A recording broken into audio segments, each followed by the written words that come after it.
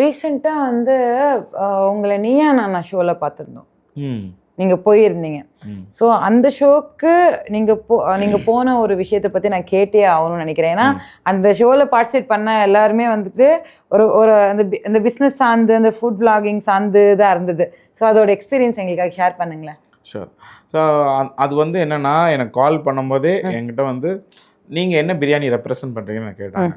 நான் ஓப்பனாகவே சொல்கிறேன், நான் பண்ணுறது ஒரு சென்னை ஸ்டைல், இப்போது நிக்கா வெட்டிங்கில் நடக்கிற மாதிரி இருக்க பிரியாணி ஸ்டைல் தான் பண்ணுறேன். ஐ கேன் டூ திஸ் அப்படின்னு சொன்னேன். நீங்கள் ஃபுட் எடுத்துகிட்டு வர முடியுமான்னு என்னை இன்வைட் பண்ணும்போது கேட்டாங்க. எல்லாருமே எடுத்துகிட்டு வந்துருவாங்க. அந்த வீடியோஸில் பார்த்துருங்க, ஸ்ரீலங்கன் ஃபுட்ஸு, ஹைதராபாதி ஃபுட், நிறைய டைப்ஸ் ஆஃப் ஃபுட். நான் சொன்னேன் என்னால் எடுத்துகிட்டு வர முடியும். அவங்க என்னை கேட்டதே லகான் சிக்கன் பிரியாணி எடுத்துகிட்டு வர முடியுமான்னு தான் கேட்டாங்க. ஆனால் அன்றைக்கி வந்து ஏதோ செவ்வாய்க்கிழமை ஏதோ நினைக்கிறேன். அன்றைக்கி நான் வந்து லகான் எடுக்க மாட்டேன் மீட்டு. நான் வந்து லகான் செவ்வாய்க்கிழமை போட மாட்டேன். ஏன்னா நியர்பை வடப்பள்ளி கோயிலாம் இருக்கனால சாப்பிட மாட்டாங்க, அதனால் போட மாட்டேன். நான் மீட் எடுக்கல. ஆனால் மீட் வரலாம் கால் பண்ணிட்டு மட்டன் இருக்குது, ஸோ ப்ராப்பர் வெட்டிங் ஸ்டைல் இருக்கும், எடுத்துகிட்டு வரலாமான்னு கேட்டுட்டு நான் எடுத்துகிட்டு போயிட்டேன். போனே ஷூட்டு தெரியும், எல்லோரும் சொல்கிற மாதிரி 8 மணி நேரம் தான் நடக்கும். உண்மைதான். 8 ஹவர்ஸா? 7-8 ஹவர்ஸ் மினிமம் நடக்கும், கண்டிப்பாக நடக்கும்.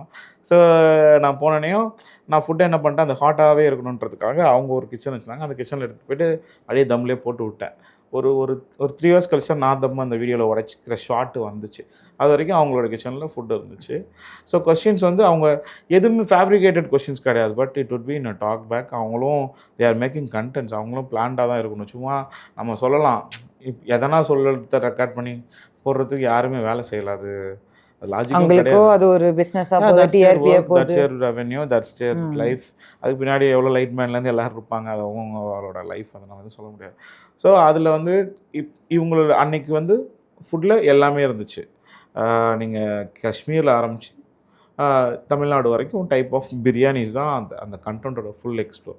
இல்லை சென்னைன்னு வரும்போது தே ஆஸ்க் மீ உங்களோட ஃபேவரட் பிரியாணிஸ் என்ன, நீங்கள் ட்ராவல் பண்ணியிருப்பீங்கள்ல, உங்களுக்கு என்ன பிடிக்கும், அதெல்லாம் கேட்டாங்க. ஸோ அதில் என்னோடய எக்ஸ்பீரியன்ஸ் எல்லாமே அதில் ஷேர் பண்ணியிருந்தேன். அண்ட் அந்த பிரியாணி அடிக்கிற இந்த சுற்றி பிரியாணி அடிக்கிறது, அதெல்லாம் வந்து நான் என்ன லேர்ன் பண்ணிக்கிட்டதுன்றதையும் நான் சொன்னேன். ஸோ எனக்கு அதில் ஒரு ஸ்பேஸும் கொடுத்தாங்க. So I served food to many peoples. எல்லோரும் ரொம்ப நல்லா இருக்குன்னாங்க.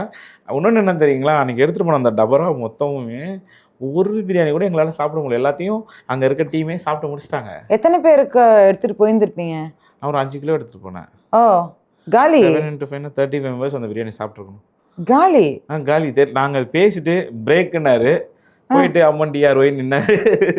நிற்கும் போது பார்த்துட்டு நாங்கள் அந்த முடிச்சுட்டு வெளியே போய் நிற்கிறோம். வெளியே பார்த்தா பிரியாணி வெறும் டபரா இருக்குது. என் கேமராமேன் இப்போ இல்லை, இன்னொரு பையன் தான் அந்த டைமில். எங்கடா பிரியாணி நான் சாப்பிட்டாங்கண்ணே, பசங்களே சாப்பிட்டாங்கண்ணே, சரி பரவாயில்ல அப்படின்னு விட்டாச்சு. அதுதான், அது ஆக்சுவலி நல்லா போச்சு. அண்ட் எல்லோரும் ரொம்ப ஹாப்பி.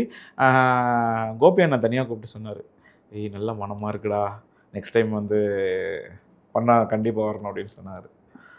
நிஷாக்கா கூட நாங்கள் பண்ணி கொடுத்தோம். ஓகே, அறந்தாங்க நிஷாக்கா இருக்காங்கல்ல, ஓகே, அவங்க வீடு அந்த இது ட்ரெண்டாக கூட இருந்துச்சு அந்த டைமில். அவங்க வீடு வாங்கிட்டேன் அப்படின்லாம் அந்த ஒரு ட்ரெண்டாக போயிடும். வீடு பால் காய்ச்சும் போது நம்ம தான் பிரியாணி அன்றைக்கி சர்வீஸ் பண்ணி. ஓ நைஸ் நைஸ்.